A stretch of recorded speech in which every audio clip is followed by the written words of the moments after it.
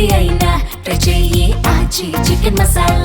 Chicken masala. Iran Israel America war effect తో ప్రపంచవ్యాప్తంగా కనిపిస్తోంది. ముడి చమురు ధరలు భారీగా పెరగడంతో చమురు కొరత ఏర్పడింది. ఇరాన్ యుద్ధం కారణంగా పాకిస్తాన్ కు గట్టిగానే ఎదురు దెబ్బలు తగులుతున్నాయి. యుద్ధం కారణంగా పాక్లో చమురు సంక్షోభం ఏర్పడింది.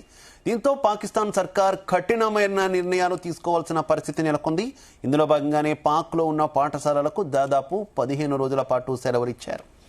15 రోజుల వరకు ఎవరూ కూడా పాఠశాలలకు రాకూడదని ఆదేశాలు జారీ చేసింది పాక్ సర్కార్. ఉన్నత విద్యా సంస్థల్లో ఆన్లైన్ క్లాసులు ప్రారంభించాలని సూచనలు చేసింది. ప్రభుత్వ వాహనాల ఇంధన కోటాలో 50% కోత విధించింది. 60% వాహనాలు నడపకూడదని నిర్ణయం తీసుకుంది. మంత్రులు, ఎంపీల జీతాల్లో కూడా కోత పెట్టింది. ఆఫీసులను వారానికి 4 రోజులు తెరవాలని ఆదేశాలు జారీ చేసింది. ఉన్న చమురు నిల్వలను జాగ్రత్తగా కాపాడుకోవాలని నిర్ణయం తీసుకుంది పాక్ సర్కార్.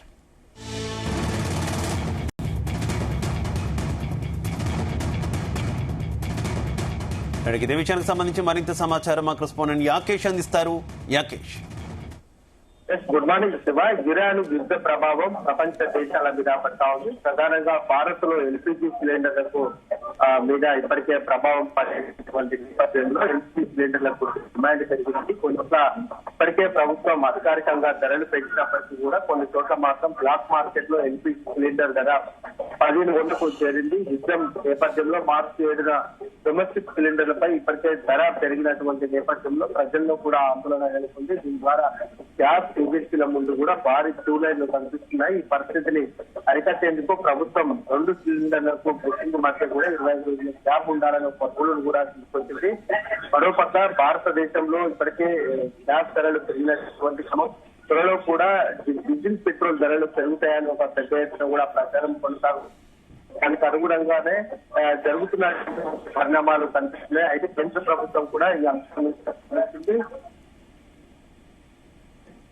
నిల్వలు, క్రూడ్ ఆయిల్ నిల్వలు పుష్కలంగా ఉన్నాయి. ప్రస్తుతం ఉన్నటువంటి పరిస్థితుల్లో ఎలాంటి ధరలు పెరిగే అవకాశం లేదని కేంద్రం చెబుతున్నప్పటికీ కూడా యుద్ధం మాత్రం కొనసాగుతుంటే మాత్రం ఆ ప్రభావం తప్పకుండా పెట్రోల్, డీజిల్ మీద పడే అవకాశం ఉంది. తద్వారా ధరలు పెరిగే అవకాశం కూడా కనిపిస్తా ఉంది. ఇంకా ఈ వార్ ఎఫెక్ట్ తో ప్రపంచ వ్యాప్తంగా ఇప్పటికీ ముడి సరుకుల ధరలు భారీగా పెరగడంతో చమురు కొరత కూడా మరొక పక్క ఏర్పడతా ఉంది. యుద్ధం కారణంగా పాకిస్తాన్ కు గట్టిగానే ఎదురు దెబ్బ తగులుతుంది. యుద్ధం కారణంగా పాకిస్తాన్ లో చమురు సంక్షోభం ఇప్పటికే ఏర్పడింది. దీంతో పాకిస్తాన్ సర్కార్ కఠినమైనటువంటి నిర్ణయాలు తీసుకుంది. ఇందులో భాగంగానే పాక్ లో ఉన్నటువంటి పాఠశాలలకు దాదాపు 15 రోజుల పాటు కూడా అక్కడ సెలవులు ఇచ్చారు. 15 రోజుల వరకు కూడా ఎవరు కూడా పాఠశాలలకు రాకూడదని అక్కడ ప్రభుత్వం ఆదేశాలు జారీ చేసింది. ఉన్నత విద్యా సంస్థల్లో ఆన్లైన్ క్లాసులను కూడా ప్రారంభించాలని సూచనలు అయితే చేసింది. ప్రభుత్వ వాహనాల ఇంధన కోటాలో 50% కూడా కోత విధించినట్లు తెలుస్తా ఉంది. 60% వాహనాలను నడపకూడదని కూడా అక్కడి పాక్ ప్రభుత్వం అయితే నిర్ణయం తీసుకుంది. మంత్రులు, ఎంపీల జీతాలలో కూడా కోత పెట్టింది. ఆఫీసులకు కూడా వారానికి 4 రోజులే తెరవాలని ఆదేశాలు ఇచ్చినటువంటి పరిస్థితి. ఇట్లా చమురు నిల్వలను జాగ్రత్తగా కాపాడుకోవాలని కూడా ప్రభుత్వం ఈ నిర్ణయం తీసుకుంది. పాకిస్తాన్ లో ఈ యుద్ధ ఎఫెక్ట్ అయితే చాలా తీవ్రంగా కనిపిస్తా ఉంది. అటు చమురు ధరలతో పాటు అనేక నిత్యావసర ధరలు కూడా పాకిస్తాన్ లో పెరుగుతున్నటువంటి సిచ్యువేషన్ అయితే కనిపిస్తా ఉంది.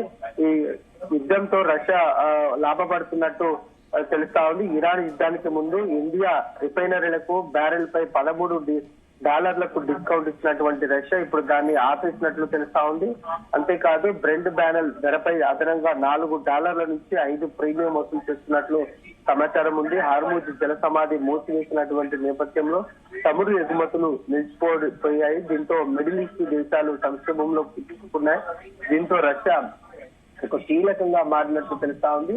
రాబోయే రోజుల్లో యుద్ధం ఆగే పరిస్థితి అయితే కనిపించట్లేదు. అటు ఇరాన్ మీద అటు ఇజ్రాయెల్ గానీ అమెరికా రోజు దాడులు చేస్తున్నటువంటి నేపథ్యంలో పూర్తి స్థాయిలో ఇరాన్ నుంచి ఎగుమతులు, దిగుమతులు పూర్తిగా నిలిచిపోయాయి. భారతదేశం నుంచి కూడా అనేక రంగాల మీద అటు ఇరాన్ కు ఎగుమతి చేసుకునేటువంటి పరిస్థితి, ఇక్కడి నుంచి కూడా వెళ్లే అటువంటి అన్ని వస్తువులు కూడా నిత్యావసర సరుకులు కూడా ఆగిపోయినటువంటి నేపథ్యంలో చాలా రంగాల మీద కూడా ఈ ఎఫెక్ట్ పడతా ఉంది. ఇప్పటికే కోడిగుడ్లు కూడా పెద్ద ఎత్తున ఏపీ, తెలంగాణ నుంచి ఇరాన్ కు సరఫరా అవుతున్నాయి. ప్రస్తుతం అవి కూడా నిలిచిపోయినటువంటి పరిస్థితి. ఇరాన్ నుంచి వచ్చేటువంటి అనేక నిత్యావసర సరుకులు కూడా ప్రస్తుతం నిలిచిపోయినటువంటి నేపథ్యంలో దానికి సంబంధించినటువంటి అనేక ధరలు కూడా భారతదేశంలో పెరుగుతున్నటువంటి పరిస్థితి రోజు రోజుకు కనిపిస్తుంది శివ.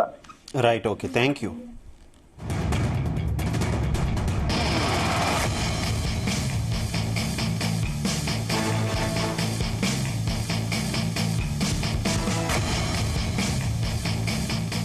ఇక ఇరాన్ యుద్ధం కారణంగా భారత్లో ఎల్పీజీ సిలిండర్లకు డిమాండ్ పెరిగింది. కొన్ని చోట్ల బ్లాక్ మార్కెట్లో ఎల్పీజీ సిలిండర్ ధర 1500కు చేరింది. యుద్ధం నేపథ్యంలో మార్చి 7న డొమెస్టిక్ సిలిండర్ ధర 60 పెరగడంతో ప్రజల్లో భయాందోళనలు పెరిగాయి. దీనివల్ల గ్యాస్ ఏజెన్సీల ముందు భారీ క్యూలు కనిపిస్తున్నాయి. ఈ పరిస్థితిని అరికట్టేందుకు ప్రభుత్వం 2 సిలిండర్ల బుకింగ్లకు మధ్య 25 రోజుల గ్యాప్ ఉండేలా రూల్ తీసుకొచ్చింది.